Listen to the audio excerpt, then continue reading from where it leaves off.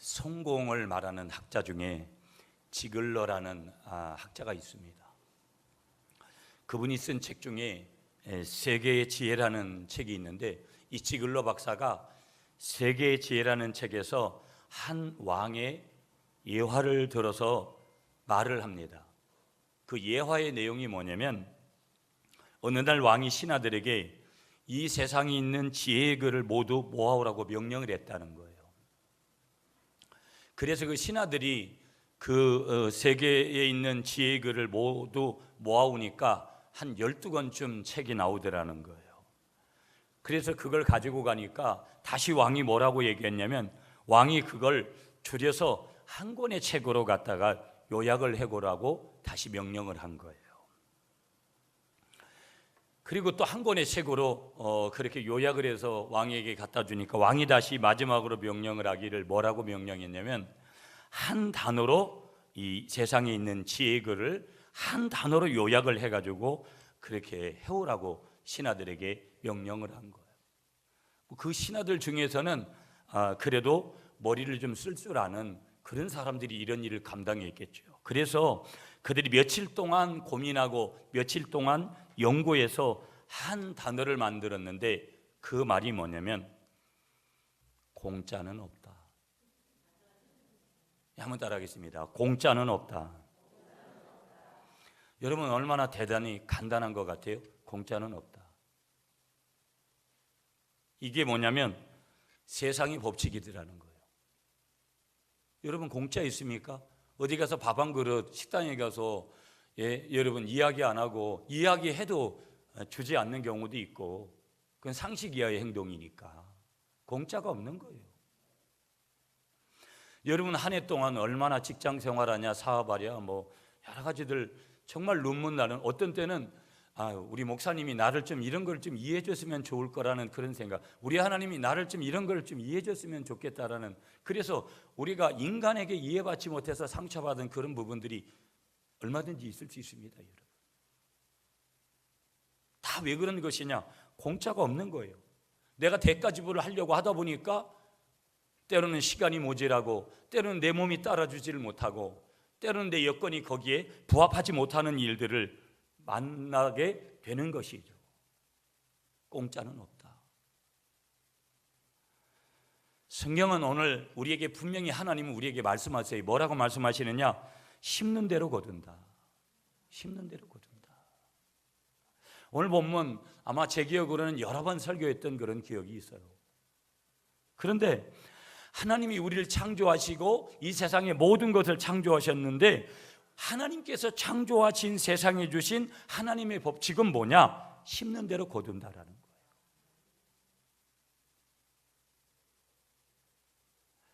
여러분, 오늘 성경 갈라디아서 6장인데 6장 6절부터 여러분 10절까지잖아요. 6절 말씀 한번 다 같이 여러분 읽어 주실래요? 6절 시작.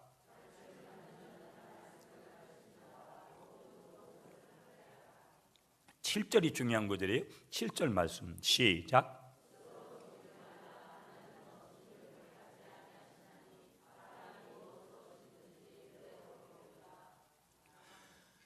아멘이시죠, 여러분?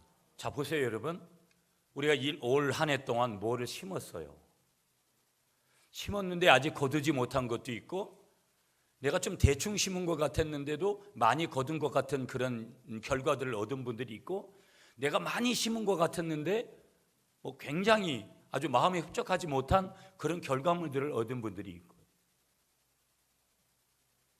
그런데 오늘 하나님은 우리에게 말씀하시는 핵심 또 한 가지가 뭐냐? 하나님 물으시는 거예요. 오늘 너 지난 1년 동안 어디에다 심었냐? 그 심는 것도 위치가 중요하다라는 거예요. 여러분, 저희 강화도 가면, 강화도에도 뭐 저희도 논도 있고 밭도 있고 산도 있어요. 그 곡식을 어디에다가 심었느냐에 따라서 결과물들이 틀려요. 바닷가다 보니까 여러분 모래가 많이 섞이는데, 모래가 많이 섞인 데다가 땅콩을 심으면 땅콩이 잘 안 돼요. 가물어서 물이 금방 빠져버리고 이래서.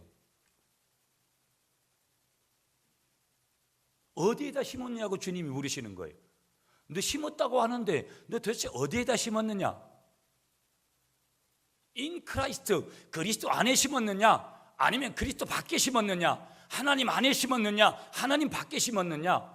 오늘 성경대로 말씀하시면 영적인 자리에 심었느냐? 육적인 자리에 심었느냐? 우리 하나님께서 물으시는 거예요. 대답은 내가 해야 돼요.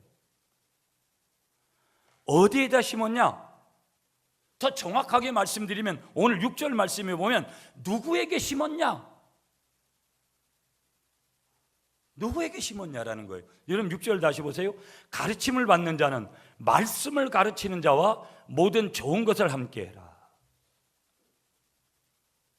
하나님하고 함께 했냐? 교회하고 함께 했냐? 목회자하고 함께 했냐? 가족들하고 함께 했냐?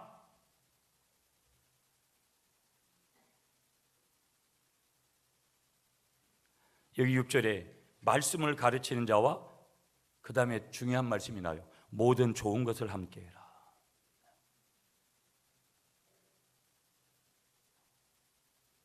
여기에 대한 포커스는 제가 설교에서 안 맞추려고, 왜? 저한테 잘하라고 하는 그런 메시지 같이 들릴까 봐 거기에 제가 초점을 맞추지를 않았어요.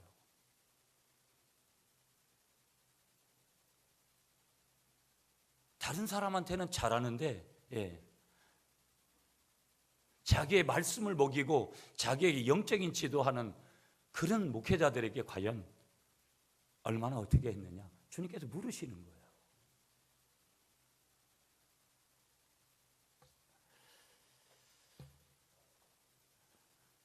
한번 따라하겠습니다. 콩 심은 데 콩 나고 팥 심은 데 팥 난다.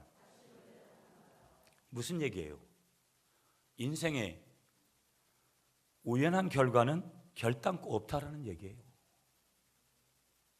어떤 걸 심으면 반드시 거기에서 결과물들이 나오게 돼 있다라는 것을 우리에게 말씀하시는 것이죠. 여러분, 우리가 인생을 살아오면서 지난 1년 동안 한번 보세요. 여러분, 1년 동안 인생사가 자연현상처럼 딱 부러지게 그렇게 나타나는 건 아니에요. 내가 요만큼 했으면 딱 요 정도의 결과물들이 내한테 와야 된다. 그게 아니잖아요. 내가 요만큼밖에 안 했는데도 이만큼의 결과물들이 올 수 있고, 내가 이만큼을 했는데도 요만큼의 결과밖에 오지도 않는 경우들을, 그래서 우리가 대단히 실망을 하고 또 어려운 부분들이 우리에게 있다라는 것을 아는 거예요. 어떤 때는요, 자기의 당대, 자기 인생사의 현장에서 그 결과물들이 나타나지 않을 때도 굉장히 많습니다. 영적인 것은요, 결코 당대에 나타나지 않는 것들이 훨씬 많아요.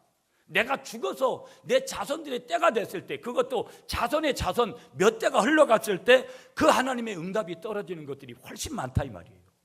그래서 사람들이요, 끝까지 기도하지 않습니다. 자기가 열매를 보지 않는 것들에 대해서는 별로 관심이 없는 거예요.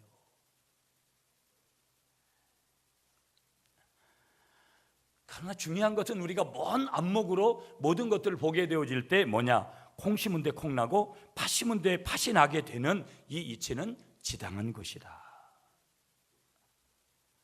이렇게 인생사에는 뭐가 있는 거예요? 하나님이 항상 뿌렸으면 심었으면 거두게 하시는 이 인생의 거둠의 법칙이 반드시 있다라는 거예요. 여러분, 내가 요만큼밖에 심지 않고 이만큼을 내가 결과물로 원했다면 여러분은 지금 잘못된 허황된 꿈을 가지는 거예요. 그건 비전도 아니고 늘 말씀드리지만 야망이에요. 그런 야망을 가지고, 요행수를 가지고 어쩌다가 한 번은 그것이 통할 수 있어요. 그러나 하나님은 그런 것을 절대 용납하지 않습니다. 오랜 동안 그런 야망을 가지고 살면 마지막에 하나님이 확 다 풀어버리시는 거예요. 콩 심은 데 콩 나고 팥 심은 데 값. 오늘 말씀대로 심은 대로 거둔다. 그럼 우리는 뭘 점검을 해야 되느냐? 나는 지난 1년 동안 여러분 적어도 오늘 2018년 무엇을 거두었는가라고 이 마지막 송년주일에 적어도 우리가 열매를 점검하라고 생각되어지는 사람이라면, 적어도 내가 하나님의 사람이라면 내가 주님 앞에서 지난 1년 동안 뭘 심었는지를 봐야 돼요. 그리고 주님께서 말씀하시는 거예요. 아주 구체적으로까지 말씀했어요. 너를 말씀으로 지도해주는 목회자에게 너 뭐 심었냐? 제가 거기에 포커스 안 맞춘다 그랬어요 오늘. 저한테 뭐 잘하라고 그러는 것 같아서. 너 포괄적으로 너 영적인 자리에 네가 심은 거냐? 두 가지로 딱 얘기하면 너 육적인 자리에 심은 거냐? 주님 물으시는 거예요. 다 목회자에게 하든 누구에게 하든 6절에서 말씀하는 말씀이 다 하나님의 영역에 속한 거니까. 여러분이 가만 생각해 보시라고요. 나는 육의 자리에 많이 심었나? 영의 자리에 많이 심었나? 그러면 거듭의 법칙이 달라요. 다를 수밖에 없는 거예요. 신앙생활, 영적인 세계에도 반드시 뭐냐? 이 거두는, 심은 대로 거두는 그런 원리와 법칙이 반드시 하나님의 손 안에서 우리에게 있더라는 거예요. 그래서 오늘 인생사에서 영적인 세계에 있어서 어떤 그런 거둠의 법칙이 있는지 우리가 한번 좀 살펴봐야 되는 것이죠. 우리가 마지막 이제 송년주일에 하나님 뭘 거두게 하시는가? 이 거둠의 원리 속에서 우리가 봐야 될 게 뭔가? 자, 오늘 두 가지로 크게 보려고 하는데요. 첫 번째 영역을 우리가 봐야 될 게 뭐냐? 우리 7절 말씀을 다시 읽어주세요, 여러분. 7절 말씀 시작.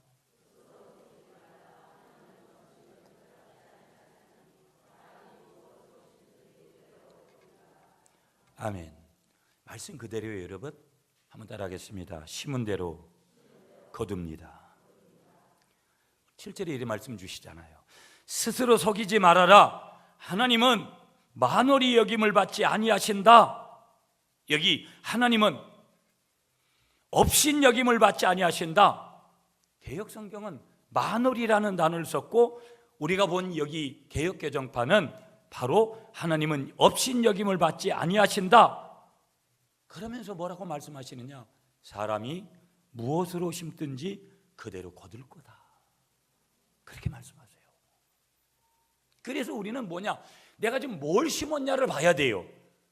뭘 심었는지도 모르면서 나는 사람들은요 바로 앞에 있는 결과물들에만 열매에만 목이 매는 거예요. 하나님은 지금 먼저 1순위로 네가 뭘 심었는지 한번 봐라. 여러분 모래밭에는 땅콩이나 이런 것들보다는 가뭄에 오래 견디는 것을 심어야 돼요. 농사의 원리에서도.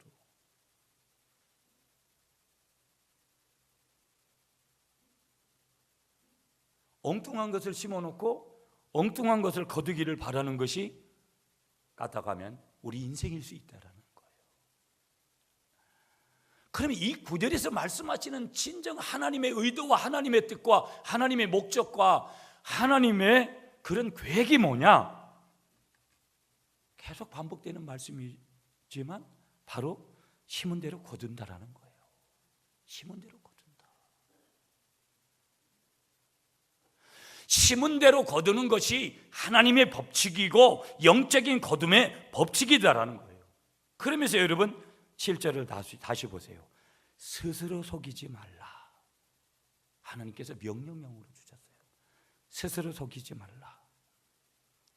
헬라어 원어에는 이걸 어떻게 해석했냐면 스스로 미혹되지 마라.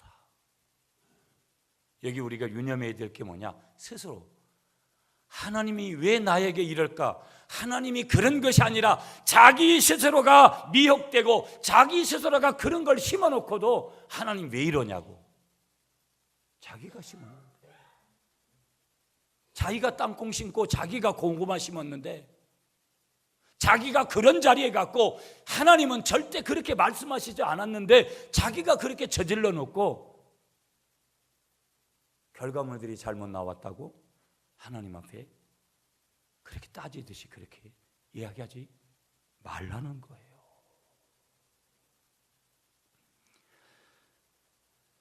여기서 헬라어 스스로 속이지 말라는 단어가 스스로 미혹되지 말라는 뜻인데, 스스로 미혹되지 말라는 것인데 무슨 얘기냐? 심은 대로 거둔다라는 영적인 법칙이 있는데 이 법칙을 무시하면 스스로 미혹되어서 어떻게 된다라는 거예요? 망하게 된다라는 거예요. 제일 비참한 게 뭔지 아세요? 예수 믿으면서도 하나님의 복을 누리지 못하고 스스로 이런 경우에 빠지는 거예요. 그러면 하나님이 그렇게 했습니까? 우리 하나님은 그런 분이 아니에요. 스스로 그렇게 한 거예요. 내 스스로가. 내 스스로가. 또 한 가지, 하나님은 업심여김을 받지 아니하신다. 여기 말씀하세요. 7절에 하나님은 업심여김을 받지 아니하시나니, 아까 개역성경에는 만월이 여김을 받지 아니하신다. 이 말씀은 뭐냐? 하나님은 우습게 여기심을 받지 않으신다. 무슨 얘기예요? 바보 취급당하지 않는다. 우리는 사람을 좀 속였다고 해가지고, 사람을 좀 다룰 줄 안다고 해가지고, 그런 원리를 살려고 하잖아요. 하나님이 영 바보가 아니라는 거예요. 내가 인간적으로 육신에 심고 영에 심었는지 다 보고 계시고, 하나님이 어디에다가 뭘 심었는지를 다 보고 계시고, 하나님은 만월이 여김 받지 않는다. 우습게 여김을 받지 않으신다. 다시 말하면 업신여김 받지 않으신다. 바보로 취급받지 않으신다. 우리 중에 하나님을 우습게 알고 하나님을 바보로 취급하는 그런 사람이 어디 있겠어요? 외형적으로는 내가 어떻게 하나님 앞에 그렇게 하겠느냐고 그런 얘기 다 합니다.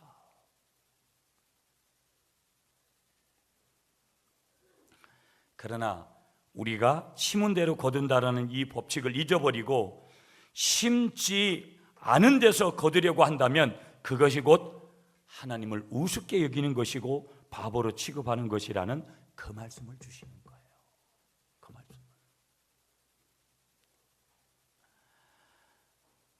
여러분, 오늘 이 마지막 송년주일에 아무쪼록 심은 대로 거둔다라는 이 말씀을 가슴에 새기시는 여러분이 되시기를 축복합니다.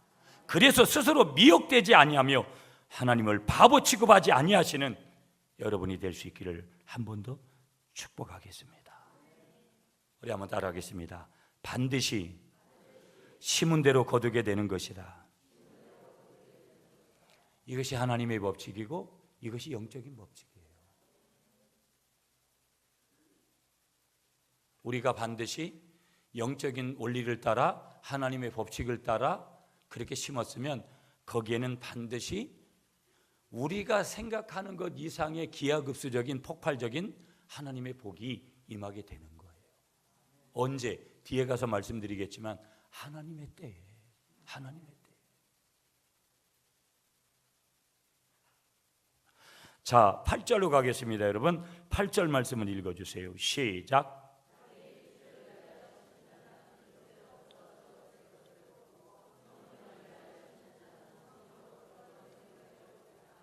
아멘. 자, 하나님께서 이제 심은 대로 거둔다는 이 원리를 구체적으로 사례를 들어서 말씀하세요. 그 사례가 두 가지로 나와요. 첫째는 부정적이고 두 번째는 하반절에서 긍정적인 사례를 들어서 말씀해 주세요. 첫 번째 부정적인 사례를 보면 여러분 8절 보세요. 자기의 육체를 위하여 심는 자는 육체로부터 뭘 거두고 썩어질 것을 거둔다. 그렇게 말씀하세요.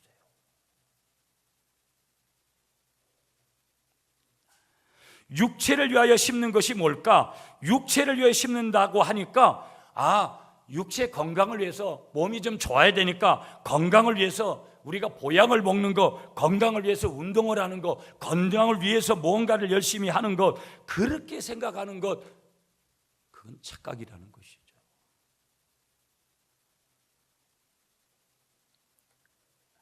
육체를 위해 심는다라는 것은 육체의 건강을 위해서 투자하는 말이 아니올시다.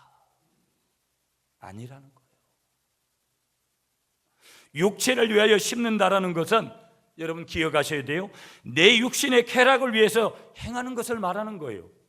여러분, 내가 내 육신의 쾌락을 위해서만 돈을 벌고 내 육신의 쾌락을 위해서만 어떤 직장 일을 하고 사업을 하고 어떤 시간을 내가 내어서 집중했다면 그것이 뭐라는 거예요?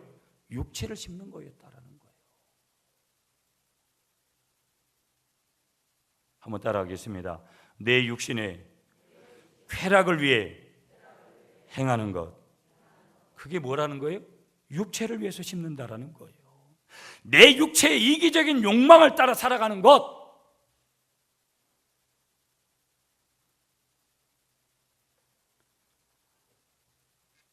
우리가 늘 생각하는 이 돈의 문제, 돈을 최고의 인생 목표로 알고 물불 안 가리고 돈을 벌려고 하는 것,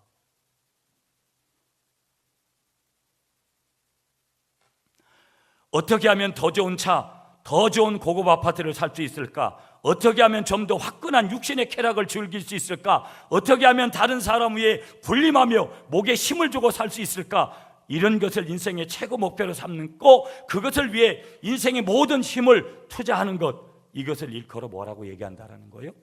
육신을 위해 심는다, 그렇게 얘기한다라는 거예요.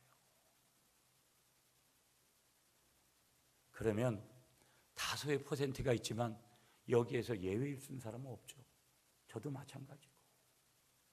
그러나 문제는 너무 심한 부분에서 이렇게 노출되는 것을 지적하고 있는 것이죠. 여러분 생각하세요. 돈이 있어야 살아요. 돈 자체가 나쁜 게 아니에요, 여러분. 돈을 허황되게 사랑하고 돈을 허황되게 막 거기에 모든 것들을 갖다가 거기에서 모든 것들을 찾으려고 하는 그런 출발점과 과정과 목적이 틀려서 그런 것이지, 돈 자체는 우리에게 절대적으로 필요한 거예요. 돈이 좋은 것이죠. 좋은 차, 좋은 아파트, 더 좋은 것, 세상의 성공, 세상에서의 그러한 높은 지위, 다 좋은 거라는 거예요. 다 좋은 거예요.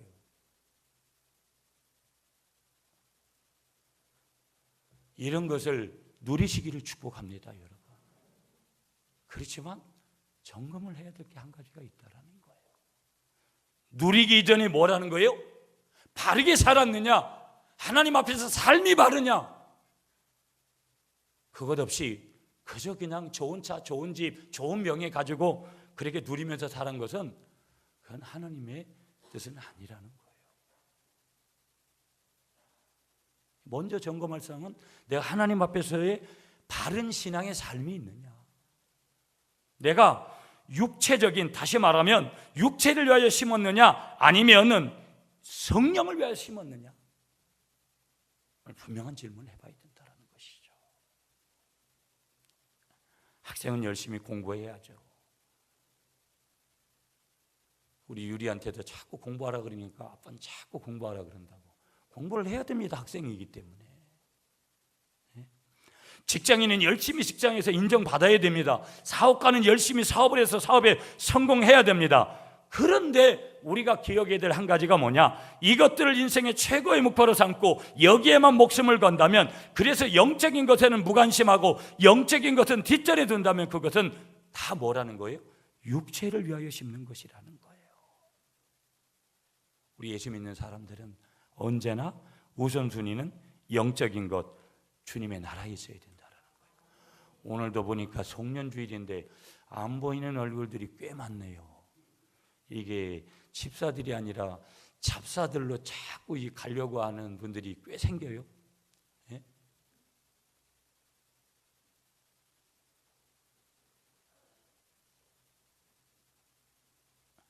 인생의 최고의 가치가 뭐냐? 주님의 나라와 의를 추구하는데 둬야 된다라는 거예요. 믿습니까, 여러분? 아멘을 크게 하세요, 여러분. 우리가 꼭 기억해야 돼요, 여러분. 육체를 위해서 심는 자는 육체로부터 뭘 거둔다? 썩어질 것을 반드시 거둔다라는 거예요. 쉽게 말하면 육체를 위하여 심는 자는 결국 영적으로 멸망할 것이라는 거예요. 역설로 말씀하세요. 이것이 뭐라는 거예요? 거듭의 원리요, 거듭의 법칙이라는 거예요.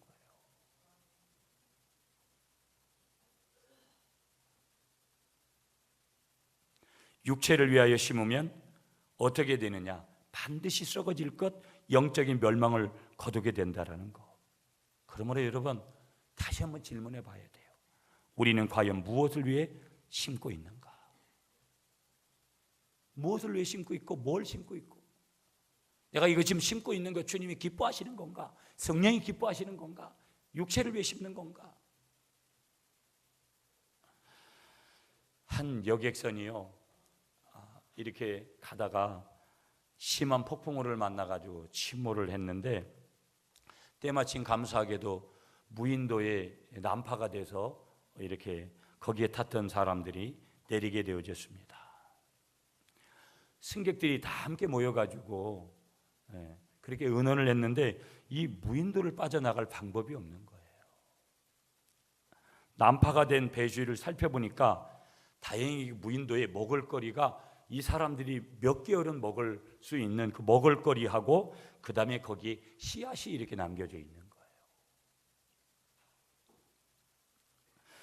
그들은 사는 날까지 살아야 했기 때문에 먼저 어떻게 합의를 했냐면 이 씨앗들을 우리가 심어서 우리가 집으로 돌아갈 때까지 양식을 그렇게 삼자고 그렇게 결의를 하고 땅을 파고 농사를 지은 거예요. 그런데 문제가 생겼어요, 여러분. 아주 좋은 문제인데 땅을 한참 파다 보니까 거기에서 금덩어리가 계속 나오기 시작하는 거예요. 그들은 씨앗을 뿌리는 것도 있고 황금을 캐니라고 온 무인도를 동분서주했어요. 몇 달이 지났습니다, 여러분. 황금은 산더미 같이 쌓여갔죠. 그런데 문제는 뭐냐면 누구나 할 것 없이 모든 사람들이 한 사람 두 사람 지쳐갔습니다. 그리고 설상가상 문제가 하나 생겼는데 그들이 몇 개월 동안 먹을 것이라고 비축했던 식량이 다 동나버리고 마는 거예요. 그때서야 그들이 씨앗을 뿌리려고 했지만 때는 늦어버린 거예요.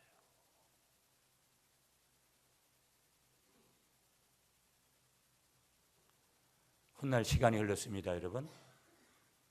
그들은 다 황금더미 옆에서 굶어 죽은 시체로 발견이 됐다라는 거예요. 누런 덩어리 싸움이 사는 길이 아니다. 미래를 위해서 심어야 되는데 믿음의 씨앗, 회개의 씨앗, 기도의 씨앗, 사랑의 씨앗, 나눔의 씨앗을 먼저 심어야 되는데 그래야 내일이 약속되는데 여러분, 그들에게 아무리 많은 황금을 그들이 판들 무슨 의미가 있어요? 그들의 생명이 끝나버렸는데.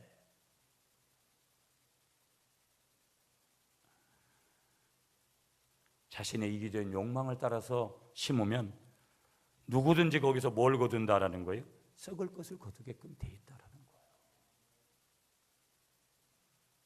아멘 하세요. 또 한 가지 비결을 말씀하시는데 여러분, 반대의 비결, 이번엔 긍정적인 비결을 말씀하세요. 8절에 성령을 위하여 심는 자는 성령으로부터 뭘 거둔다? 영생을 거둔다. 여러분, 성령으로 심어서 영생을 거두시는 여러분들이 되시기를 간절히 축복하겠습니다. 그러면 성령을 따라 심는다라는 것이 뭘까? 이게 중요한 거예요, 여러분. 한번 따라하겠습니다. 하나님의 말씀에 순종하는 삶이다. 하나님의 나라를 위해서 헌신하는 삶을 살아가는 사람을 얘기하는 거고요, 믿음으로 사는 삶을 얘기하는 거고요, 하나님의 나라와 의를 인생의 최고의 가치로 두고 믿음으로 살아가는 것을 통틀어 뭐라고 얘기한다? 성령을 따라 사는 삶이다. 그러면 거기에서 뭐를 거둔다? 영생을 거두게 된다. 주님께서 그렇게 말씀하시는 거예요. 이게 영적인 원리고 영적인 거둠의 법칙이라는 거예요. 이 원리를 따라 살아가시는 여러분이 되시기를 간절히 축복하겠습니다.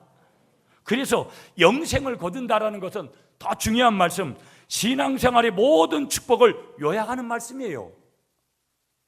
다시 말하면 영생을 거둔다라는 것은 성령으로 심으면 하나님께서 주시는 온갖 축복들을 받게 되더라는 거예요. 여러분, 지난 15년 저하고 가장 친한 제 친구가 서울에서 목회를 하는데 그 친구는 아주 부목사 시절에 큰 교회들만 다녔어요. 마지막 교회가 영등포 교회라고 거기서 수석 부목사를 하고 지금 이제 개척교회 같은 그런 교회 가서 이제 교회를 이제 1년 넘게 한 2년 정도 그렇게 섬겨가고 있어요. 한날 저한테 전화를 했어요. 그 친구 많이 힘든가 봐요, 제가 느낌에. 그래 저보고 대단하다라는 거예요. 지난 15년을 개척했으니까 대단할 거 아무것도 없죠. 그렇지만 하나님의 은혜 가운데 한 거는 다른 거 없어요. 견딘 거밖에. 뒤돌아보면 뭐 교회가 굉장히 큰 것도 아니고 뭐 여러 가지 그런 외형적인 그런 것보다도 가만히 제가 설교를 준비하면서 그런 거를 점검해 봤어요. 우리 아들이 벌써 신학대학원을 간 지가 이제 내년이면 마지막 학년이 되는 3학년이에요. 사역도 나름대로는 잘하고 있고 공부도 열심히 하고 자기에 대한 비전도 있고 너무나 감사하죠. 하나님이 제 아들을, 많은 목사님들이 아들들을 또 자녀들을 목회자로 시키고 싶어 하는데도 말을 안 들어서 그렇게 안 가는데, 우리 아들은 그래도 하나님의 종이 되겠다고 그렇게 가서 공부를 하고 있고 최선을 다하고 있는 모습이 너무 감사한 거예요. 우리 에리하고 어제 잠깐 이야기를 했습니다. 우리 딸이 이렇게 컸구나, 자기 직장에서 실무적인 이해를 이렇게 잘하고 있구나. 제가 직장 생활을 해봤지만 나름대로는 방향을 잘 이렇게 정하면서 가고 있구나. 제가 한편에 놀랐어요. 감사했죠. 우리 유리 데리고 서울대학 가겠다 그래서 스티커까지 끊기면서 서울대학 거기까지 갔는데 서울대학 갈 줄로 믿죠. 네. 그 서울대학 안 갔다 그래서 상관없는 거예요. 방탄을 좀 좋아해서 탈이죠. 자기 아빠를 좀 좋아해야 되는데 그게 문제지만 감사하더라고요. 여러분 가만히 저의 원리같이 여러분이 한번 가만히 생각해 보세요.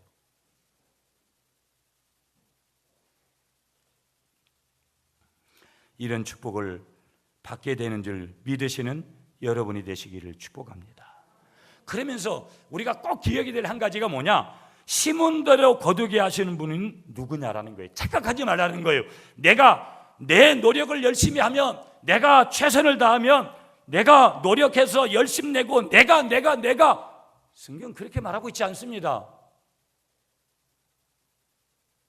성령 안에 심으면 원리는 다른 게 아니래요. 여러분은 내가 육체에다 심고 있는지 성령 안에, 하나님 안에 심고 있는지만 점검하면 돼, 심는 거는. 그러면서 마지막 비결 한 가지를 더 가르쳐주고 있어요. 자, 여러분 9절 말씀 시작.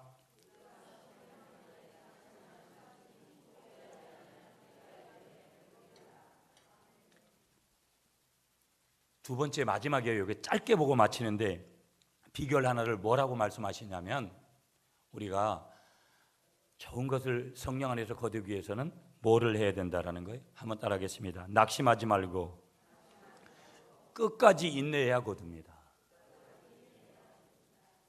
아멘이시죠? 여러분 9절 말씀을 다시 보세요. 우리가 선을 행하되 낙심하지 말지니 포기하지 않으면 뭐가 이름에 거두리라? 여기서 때는 뭘 얘기하는 거예요? 하나님의 때를 얘기하는 거예요. 카이로스. 인간의 때가 아니라 하나님의 때. 근데 우리는 자꾸 사람의 때, 내 때, 거기에다 맞추니까 실망을 하고 절망을 하고 가다가 멈춰버리고. 제가 부흥회 가서 유모하는 건데, 여러분 돼지우리에다가 일본 사람, 한국 사람, 중국 사람을 넣어놨어요.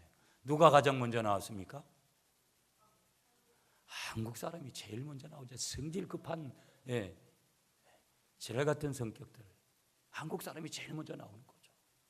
두 번째 누가 나올게요? 일본 사람이 나왔어요. 세 번째 어느 나라가 나왔습니까? 돼지가 먼저 나왔다는 거예요. 에이 더러워 죽겠네 하고 돼지가. 중국 사람들은요, 여러분 중국을 무시할 수가 없어요.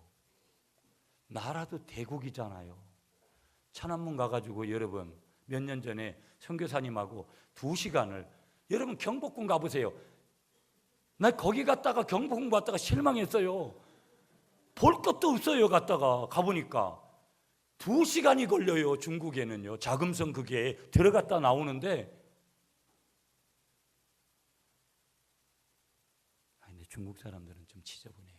교회를 가봐도 이래 뭐 딱지를 안 해요. 근데도 그 사람들이 가지고 있는 이 인내력이나 이런 것들이 대단하다라는 거예요.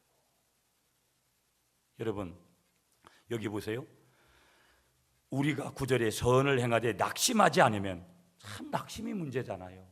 신앙생활도 좀 하다가 기분 좋을 때는 헤헤헤 목사님 아주 뭐 조금만 하면은, 여러분 저도 마찬가지인 거예요. 어떤 때 이렇게 기운이 빠질 때가 있잖아요.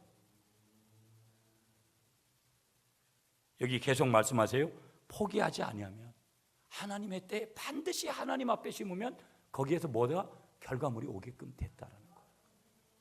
여러분, 자살하는 대부분의 사람들은요, 절망감 때문에 자살하는 거예요.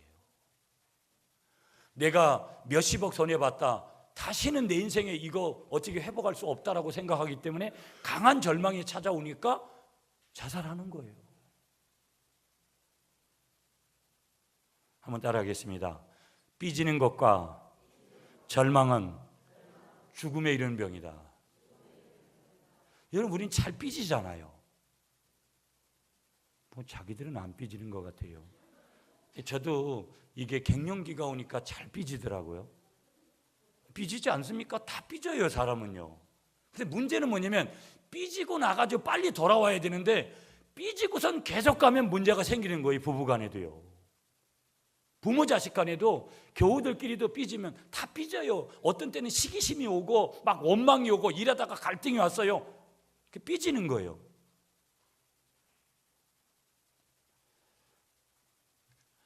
옆에 계신 분하고 이렇게 인사하세요. 삐졌으면 빨리 돌아오세요. 절망하셨으면 빨리 돌아오세요. 이유가 뭐예요? 죽으니까, 잘못되니까. 우리는 영생을 살아야지 죽으면 안 되잖아요. 아멘이십니까? 그래서 인내가 매우 중요하다. 인내가 매우 중요하다. 정아야, 사진 한 장, 이지선 자매 사진 한 장. 마지막에 좀 시간이 좀 됐는데, 옆에 잘 나온 사진. 여러분, 이 이지선 자매 알잖아요. 몇 번 제가 예화도 드리고. 지금은 한동대학교 교수예요. 제가 이제 설교 준비하면서 이 자매를 좀 찾아보니까 이 자매가 이화여대 출신인데요, 옛날 교통사고나 정말 이쁘죠. 이 자매가 이렇게 이뻤나?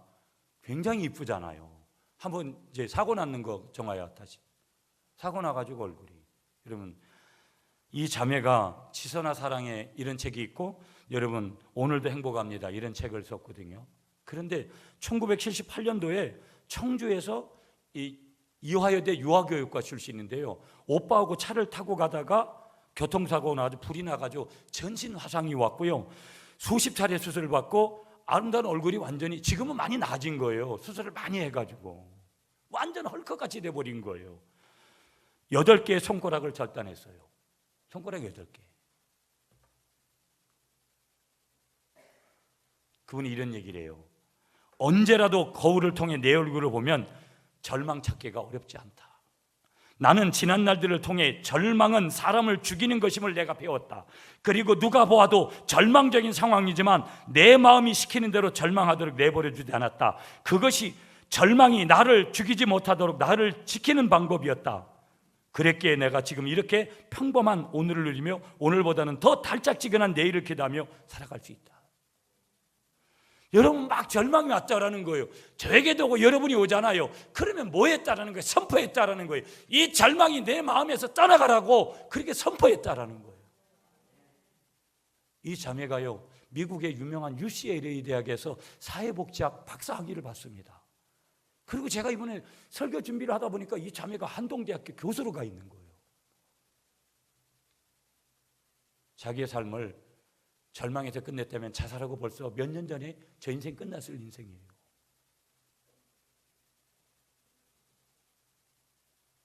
말씀을 정리할게요, 여러분. 2018년 무엇을 거두었는가? 여러분, 아무리 내가 대단한 것들을 육적으로 거뒀어도 그게 성령으로 심은 것들이 거둔 게 아니라면 아무것도 아니에요. 내가 아무리 힘들고 어려웠어도 내가 육체로 심은 것이 아니라 성령으로 심은 것이라면 그건 대단한 거예요. 하나님의 때, 카이로스의 때 반드시 아름다운 열매로 우리에게 주어질 줄 믿습니다.